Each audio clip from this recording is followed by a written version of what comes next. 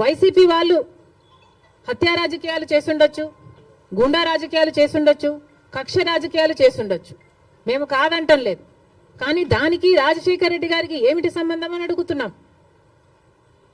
YSR CP అంటే యువజన శ్రామిక రైతు party, YS Rajasekhara Reddy party కాదది. వైసీపీలో రాజశేఖర రెడ్డి గారు లేరు, రాజశేఖర రెడ్డి గారి పథకాలు లేవు, రాజశేఖర రెడ్డి గారి ఆశయాలను నిలబెట్టే వాళ్ళు లేరు.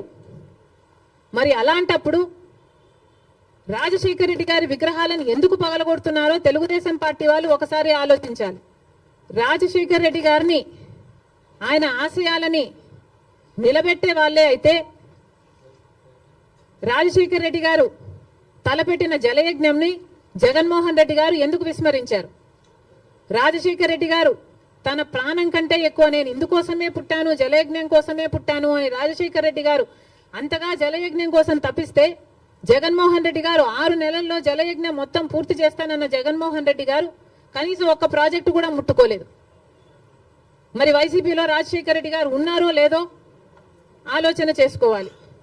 రాజశేఖర రెడ్డి గారి ఎంతో ఇష్టమైన ఫీజు రీయింబర్స్మెంట్, ఇలాంటి పథకాలకు కూడా వైసీపీ ఈ రోజు వరకు కూడా అధికారంలోంచి దిగిపోయే రోజు వరకు కూడా 4,000 కోట్లు బాకీ పడింది. చిక్కీలకు, స్కూల్ యూనిఫాములకు, ఆఖరికి కోడిగుడ్లకు కూడా బిల్లులు కట్టలేదట.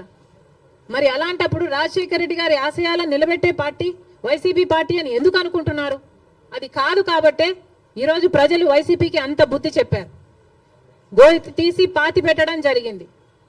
మళ్ళీ చెప్తున్నాం, వైసీపీ అంటే యువజన శ్రామిక రైతు పార్టీ, వైఎస్ఆర్ పార్టీ కానే కాదు. రాజశేఖర రెడ్డి గారికి వైసీపీ పార్టీకి అసలు సంబంధమే లేదు.